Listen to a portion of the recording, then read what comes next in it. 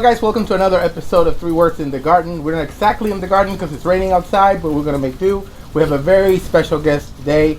His name is Erik Schlake. He's a muralist and a visual artist. So we'll be talking about Erik and finding out his three works in just a minute. Stay tuned. And here we are, finally, with Mr. Erik Schlake. He is an amazing muralist and actually a visual artist and part of the Union Artist Studios, which, for how long have you been part of the Union Artist Studios? Oh wow, it's got to be 4 years? 4 years, that's a long time. The Union Artist Studios was founded in 2012, and just FYI, it's at the Alliance for the Arts campus in the Edwards building. And it's a group of artists, and we all kind of get together in there and do our own thing. We feed off of each other and learn a lot in these years that we've been together, and kind of created a little bit of a family atmosphere in there. It's like a great art incubator. It is. It really is. Actually, that word was used before when another artist was there before, Varen Ennis, and she used that terminology for the zone where we were in and all that things that happened in that studio. So eventually we'll give you more details on the Union Artist Studios, and I'm sure throughout the process we'll talk a little bit about it. But here we got Mr. Schlake. Thanks. I'm so excited. It's so cool to be here. I'm really excited. I am so thrilled that you're experimenting with YouTube and all. I think it's absolutely phenomenal. And he's officially the first actual guest that we have in the show here. I mean, we had Xavier before, but Xavier is kind of like part of the group or the family, more like a pilot, kind of testing things. So Erik jumped at the opportunity, and here we have him. I was looking at the words that that he selected in typical Erik. Seriousness, somewhat serious, and then he picks this one word at the end that I'm sure you're all gonna laugh, but I'm gonna leave it until the very end. But it was so funny. That was typical Erik. We're gonna jump right in with the first word. Okay. And that word was fear.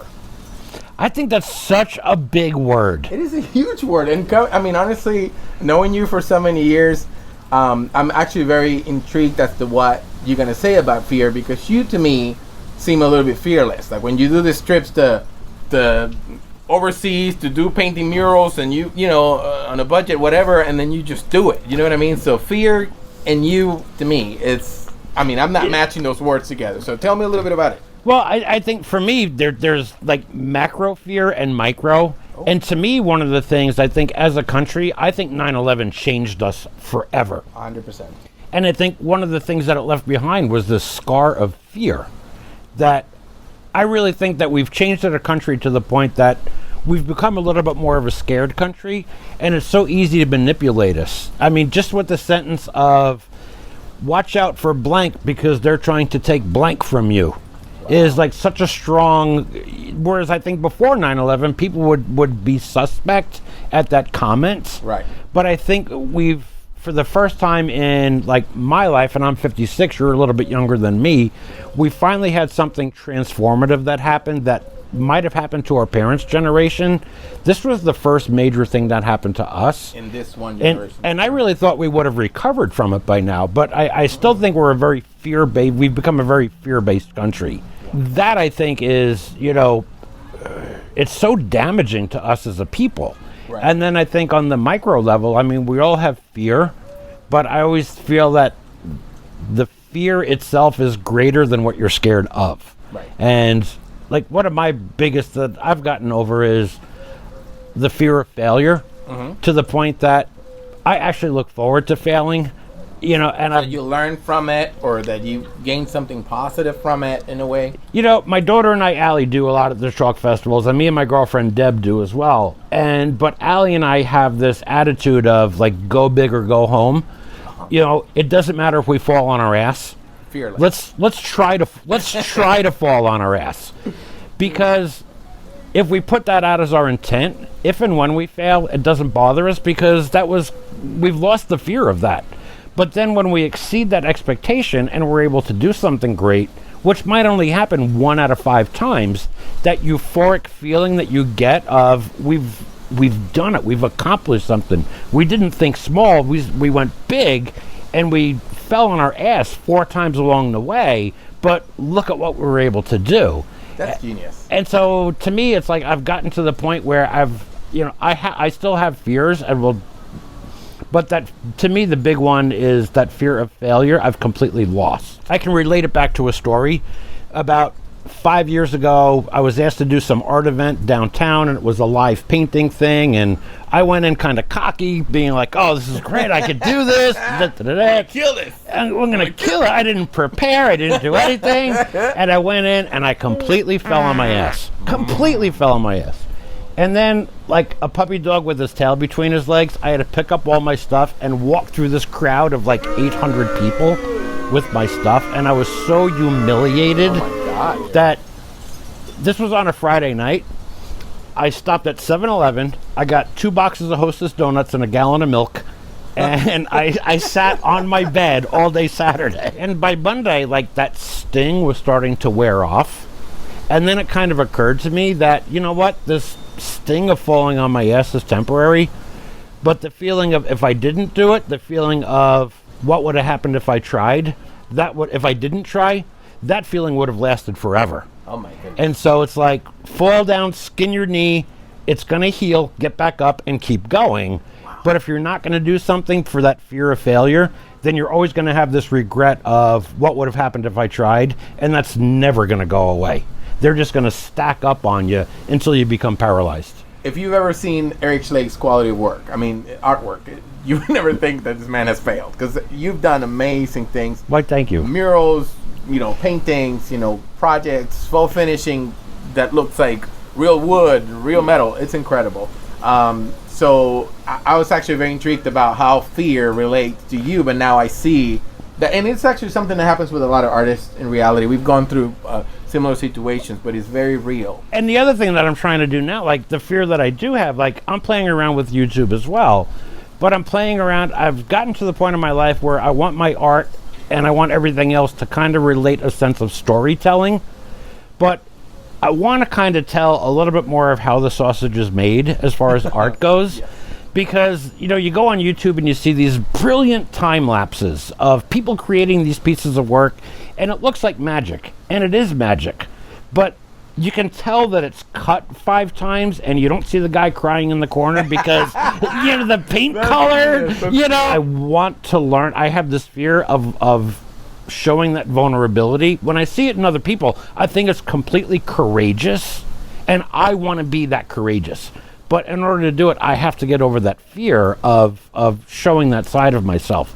So I'm kind of using YouTube as a way of flexing that muscle and trying to be a little bit more intimate and try to get in touch with that more authentic side of myself. I'm really big on what you put in, you get out. And so, right now I'm on a news hiatus. I don't want to watch the news. I want positive, reinforcing content. One of the people I love watching is like Will Smith. Will Smith is huge on your biggest triumphs in life are right on the other side of your biggest fears. You have to step through your fear. There's a clothing brand on YouTube that's called Seek Discomfort, and it's all about stepping through your fear and stepping through that discomfort. Seek discomfort. Yeah, and I'm like so about that. And I'm like, I want to break through these things, and I want to be able to sit back and go, I'm working on this project. I'm completely frustrated. And I think especially as men, we're kind of taught to not showcase that side of ourselves, or if we do, it's weakness. But when I see it exposed in other people, it's such a strength.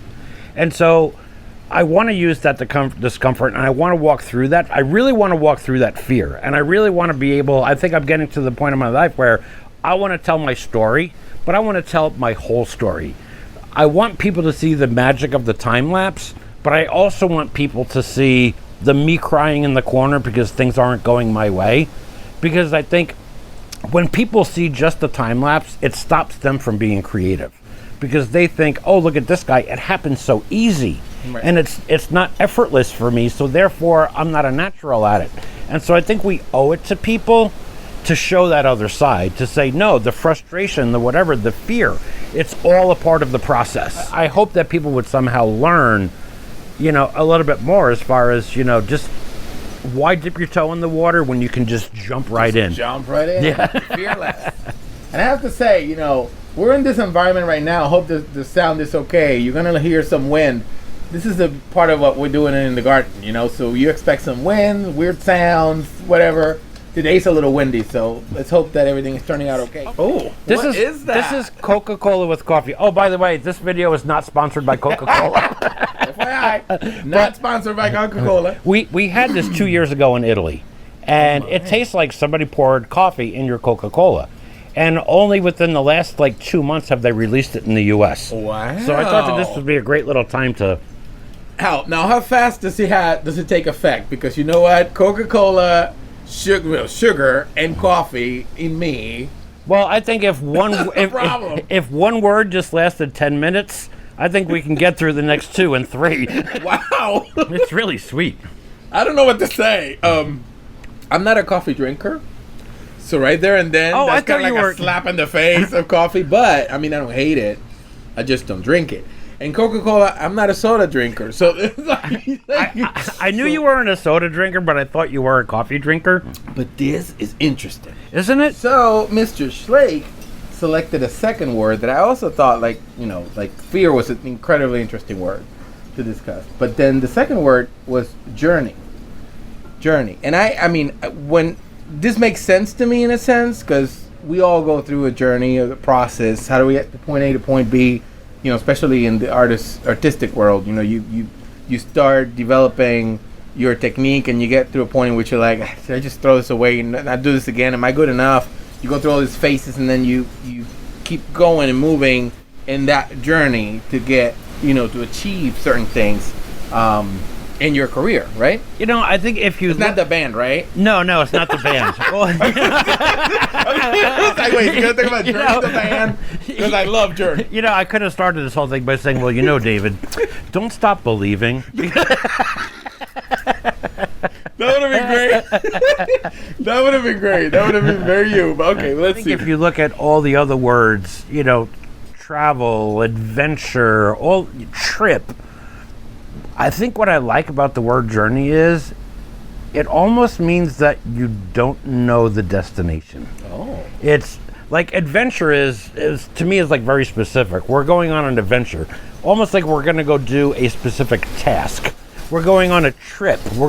But journey to me has this feel of there's such a large unknown, and we don't really know where it's going to end up. Oh. And so I love that. To me, there's such a romantic aspect to the word journey, because I think, hell, life itself is a journey, and so many times they say it's not the destination, it's the journey. And sounds like an Aerosmith song. Life's a journey, not a destination. I know it's there somewhere. Yeah. In some song, because it kind of clicked with me. And it's true, I never thought about it that way, because journey, being bilingual and learning English as a second language, to me, some words don't have as deep of a meaning unless you've gone somehow through some experience and you've applied it in a different way. Like right now, I'm going to listen to the word journey and think of it differently just because of what you said. If you look at the explorers like Ponce de Leon, or you look at Lewis and Clark, the best way to describe what they did was a journey. It wasn't a trip. It wasn't an adventure. They weren't going there thrill seeking. Right. They went on a journey. And so because they were seeking the unexplored. And I think even in our life, there's no way that we know where we're going. We have no idea where we're going to end up. And so it is a journey. Life is a journey. Life is a journey, yeah. Not a destination. Or a trip. Or a trip. Or a trip. Well, could be an adventure. I guess you add your adventures to your journey. Exactly. That's one way of looking at it. Yeah. I mean, you're in the journey, you add adventures, you add your different things to spice it up to make life a little bit more interesting. But we're all in a journey of sorts. And that sense of mystery, it has a sense of mystery about it. I don't want to lose that mystery about life. And to me, when this whole 2020 pandemic thing happened and everybody thought that they had everything all figured out, and I'm going, no, we don't. We don't. Nature always finds a way to combat in these things, and there's a mystery involved in that where I don't need to have all the answers. I love the fact that there's still, things to be discovered, learned. Yeah. To find out.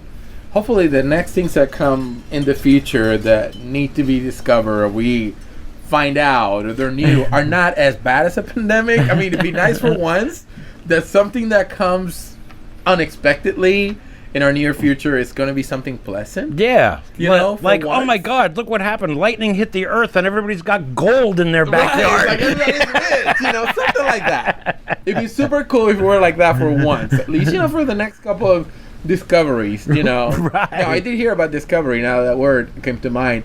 I think they just, I read it that they discovered in, oh my God, was it in Texas?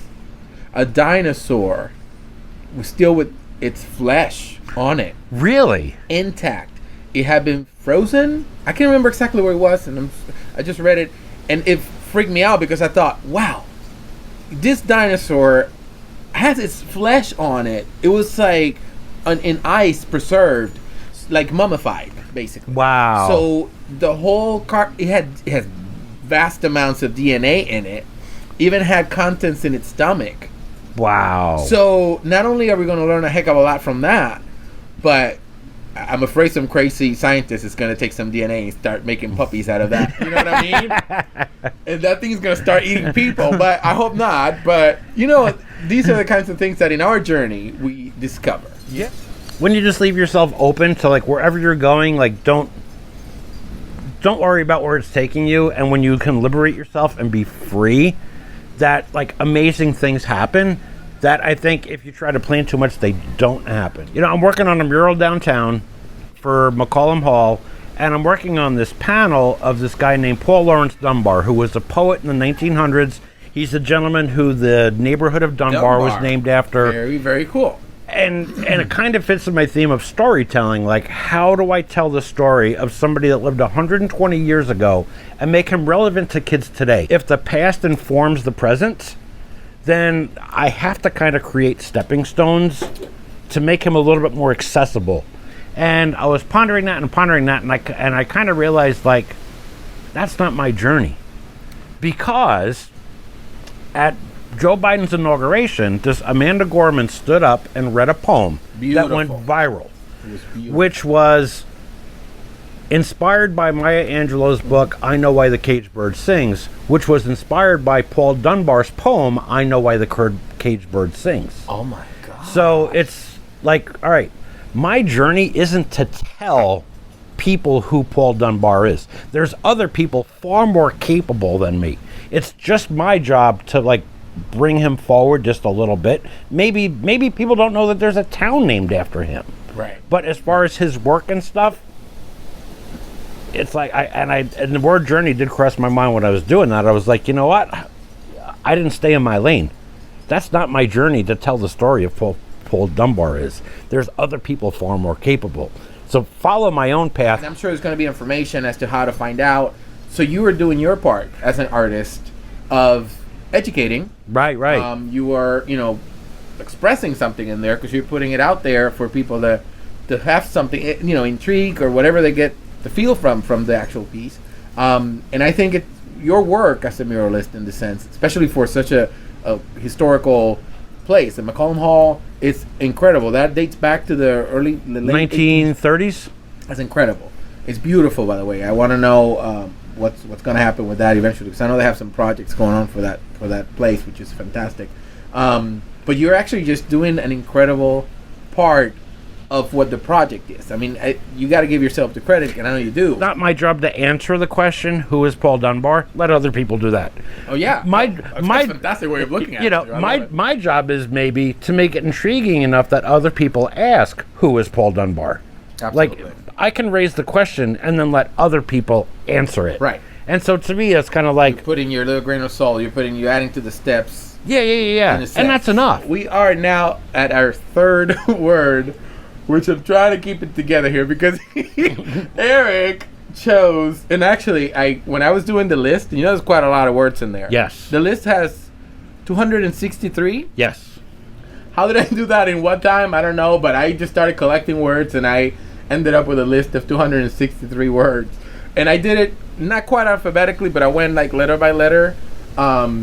My laziness, I wasn't going to put all those words in alphabetical order. That takes a long time. So you got the A's and the other one is Z. I'm like, Z. I mean, So I put zoo. I said, nobody's going to pick that word. Well, guess who picked the word zoo? Well, the world is kind of like a zoo right now, isn't it? Yeah. So that's how I'm kind of feeling about that word, because from work, you know, I'm at work. I work in an office, and we serve the public, or try to. Right now, these days, it's not working very well. We're doing everything remotely. Sometimes, and I don't mean to offend, but it feels like a zoo in there. Like irrational reactions and actions from people that, you know, that you would think, you know, right? What's going on with people? It's like, you know, just take a second and think about, you know, what you're saying, how you're replying, responding to what I'm trying to convey, you know, and sometimes it just feels like a zoo. So that's my take on it. But why the word zoo other than the only word with a Z in the list, Mr. Schlake? I got nothing. He just picked them because he was the word zoo. No. I just thought it was hysterical. Oh my goodness. I picked it because it was almost like the most benign word on the list. Right, I know. And it's something that I don't have like particularly strong feelings about, and so I thought it would be really cool because, you know, we both have feelings about the word journey and the word fear, that I was just kind of curious what would happen in like an organic situation where we just took a word that I was kind of hoping that the word didn't have That doesn't quite have like a deep meaning. Exactly. And then just kind of see like where this organic, because I love conversating with you, and so I just thought something that like we might actually have to dig a little bit like on the spot could be a cool conversation. Like to me, zoo, it's like the place you take your kids and this and that, and I think it's one of those words, like, depending on, like, who you are. Like, you know, some people are so adamant against zoos. Like, you know, how dare us? I'm going to tell you a story. Okay. I went to a zoo. I'm not going to mention the city, but it was in Mississippi. Years ago. 21 years ago, to be exact. And I never actually... In fact, when I lived back home in Puerto Rico, I was going to college. I lived in an area that was pretty tall buildings, and it was kind of countryside a little bit, but there were some tall buildings. Weird, not like here, a little bit different. And down the road, there was a zoo that's actually pretty famous, maybe the only one, if not one of two, in the island in Puerto Rico.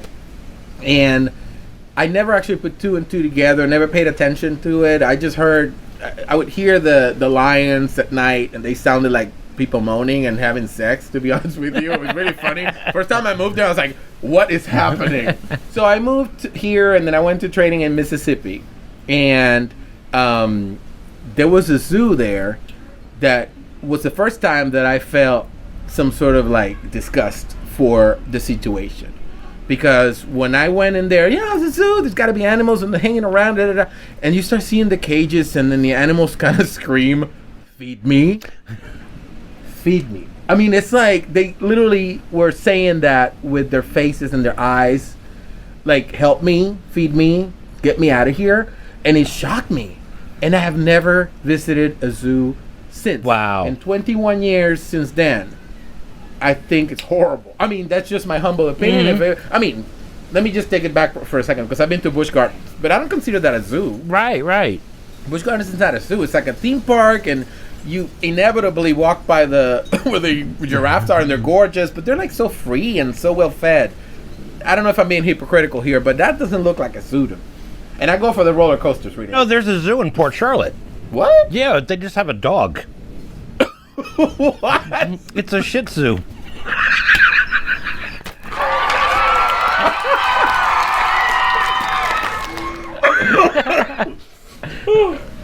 Okay. Woo! Oh my God, so funny. Oh, phew. Yeah, it does. You know, to me, if you go back to like, there's even like a Twilight Zone episode about like this guy, and he's in this house, and everything he needs is brought to him. And then at the end, you find out he's on an alien planet, and he's in a zoo. Like, his house is the cage. Right. And it's like, here's the human in his natural habitat. And I think, you know, in a way, if you think about it, like, it kind of is so barbaric. I think of fish.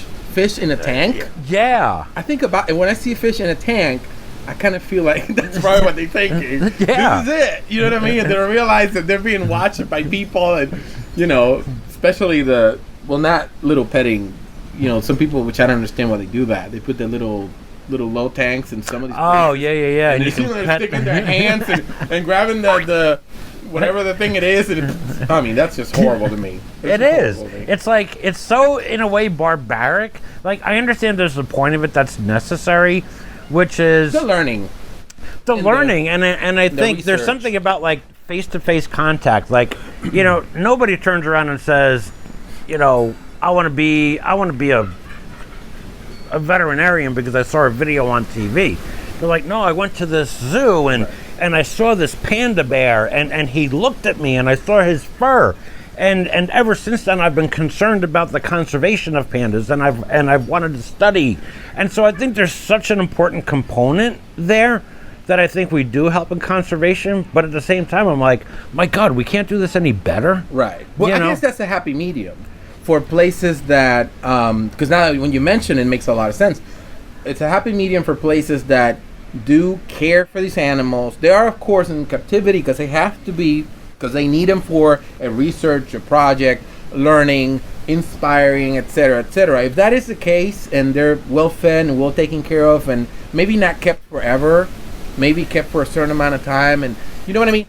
Perhaps that would be the best way of doing it, maybe. And whatever place is doing it right now, I would be okay with that. Maybe that's a little hypocritical thing I said about Busch Gardens, because it looks like they're taking care of them, maybe. I don't know. I mean, you never know. But they have the little hospital there, and they treat them. And I've seen some documentaries where, they take this little animal and they care for it so much, and everybody's worried about the surgery and the little bird, and and it felt real to me. That to me is the right way of doing it.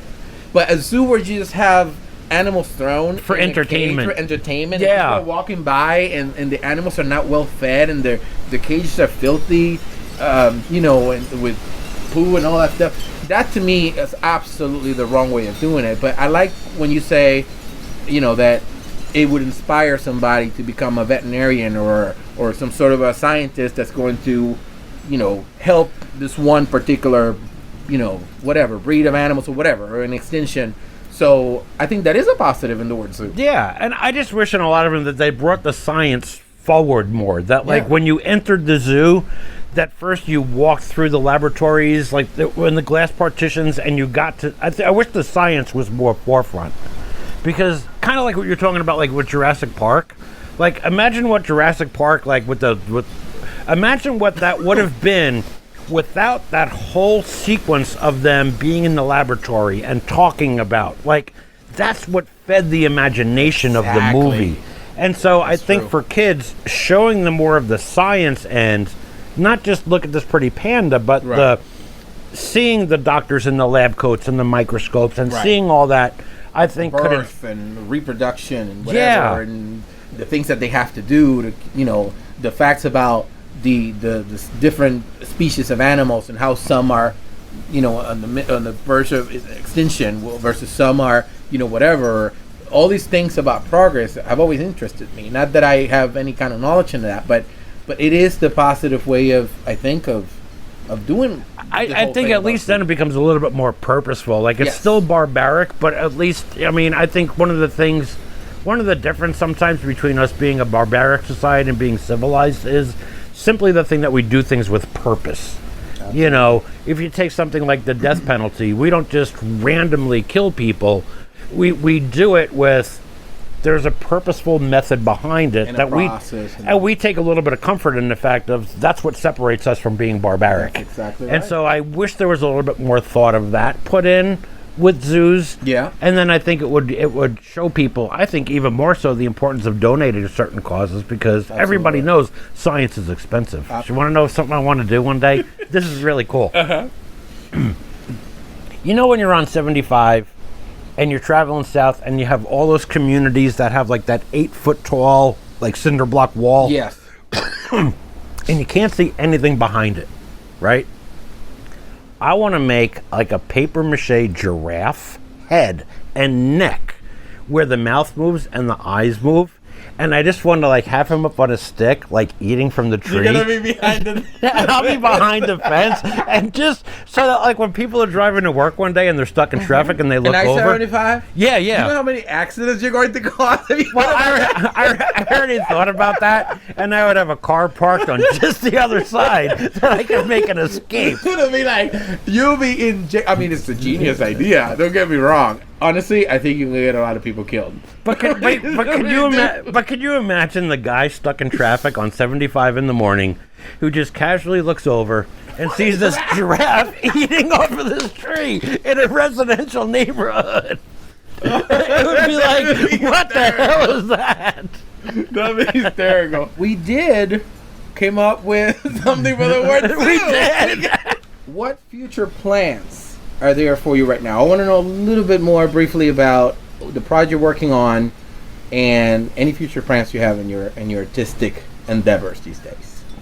You know, I'm honestly not sure where I'm going. I'm at that point where You're it's the like, journey. It's the journey, yeah. I'm in like such this explorative space right now that I'm really not sure where I'm going. I have a couple, you know, like my whole go big or go home attitude. I'm not just starting one YouTube channel, I'm starting two. Oh my. And because there's two different things I want to explore. Okay. And the first one is with my art and just like I said, that whole artistic, this is how the sausage is kind of made thing. But then there's a second channel that my girlfriend Deb and I are doing together, which is more of taking our lives back from 2020. Oh, like, I love that. We haven't been able to travel. We got really complacent. We got really fat sitting on, or I did. She has not gained a pound. She looks just as good today as she did before. So that's right. with me, I gained all the weight. So my dad passed away in April. Sorry to hear that. Up in New York. Still haven't had an opportunity to go up there. So it's just kind of a weird thing of not having closure. Right. Every year for my birthday, I always go up to New York. Like, there's things that I've done that all of these things and these big goals that I have were kind of taken away, and it left me kind of deflated. And so I know that there's other people out there feeling the same. And so I'm like, you know what? I want to make the active step now of, if the world were to open up tomorrow and we could travel, we're in no shape to do it. Like, we love walking on our travels, like walking everywhere. Yes. That's what we do. And it's like, I'm in no shape to walk. We went up to Greenville, South Carolina, and and all we did is, I was like, we're going to do what we do when we go overseas. We're going to park the car, and we're going to walk. And by 1 o'clock, I was like, I'm done. I'm completely done. So, but we started vlogging that whole process, and I'm like, this is kind of what I want to do. I want to show this whole rebound process of, this is how we're reclaiming our lives. This is the struggles of it, too. I love that. I can't wait to see this video. And I think one of the things that I kind of learned in my research is, you know, the viewership of YouTube has doubled in a year. And because people they're home. They just want to see something quick or short video, and have to be a movie. And now older people, like in our age group and a little bit older, that typically use YouTube like how do I fix my washing machine? Right. They're now starting to look for content and series on YouTube. And I found that there's not a lot of, like, I don't want to say age appropriate, but everything that I've seen age appropriate is people like, you know, hello, we have traveled to Rome. Here is the spreadsheet of how much money we have spent, you know, and I'm like, my God, it's like, no, that's not age appropriate. Like setting up like, all right, what are we going to do today? Well, we're going to go to this museum. Where is it? It's over here. All right, let's do that. Let's do that in the afternoon. For now, let's just start walking in, heading in that general direction. Yes. But you know how many amazing things that, like, serendipitous things have happened? Right. You know, we were walking through Rome, and we're walking down the streets of Rome, and there were 3 chalk artists from Mexico that we had met at a previous festival who were just walking down the street in the other direction. And we're like, hey, how are you? Like, but it was just that whole serendipitous. They were in town for another festival, and you know, we were up in Leeuwarden, Netherlands, and we were walking, and in the train station there was another artist that I knew, and it's like, to me, it's a small world. It's a small world, after all. We need to start getting in shape again. This whole 2020 thing, taking back control it's incredible. And then even finding things like, we're talking about this weekend going hiking or going kayaking, or next weekend going to Miami. And so I think I'm kind of using this YouTube thing as a tool to force us to get off the couch. Get out and do something. And do things that, And you'll entertain us with your videos and with your watching, et cetera, et cetera. So now that you mentioned the videos, so this channel is on YouTube. How do we find it? All right, my channel is just my name, Erik Schlake. And then the other channel that we just premiered our first video is Deb and Eric. E-R-I-K. We have covered a lot. We did. I'm actually super excited. I hope you guys have enjoyed our conversation here. Again, Mr. Schlake we talked about fear, journey, and zoo. But anyway, so thank you, Eric, for being with me. Oh, thank you very much. It was a pleasure. Thank you for the weird coffee cola. I was going to say Coca-Cola, but cola, not sponsored by the product anyway. But Coca-Cola, if you're watching, it is pretty good, so you can send me some. Even me, I like this. Right? So thank you so much for watching, and we hope to see you in the next episode of 3 Words in the Garden. Bye-bye. Bye-bye.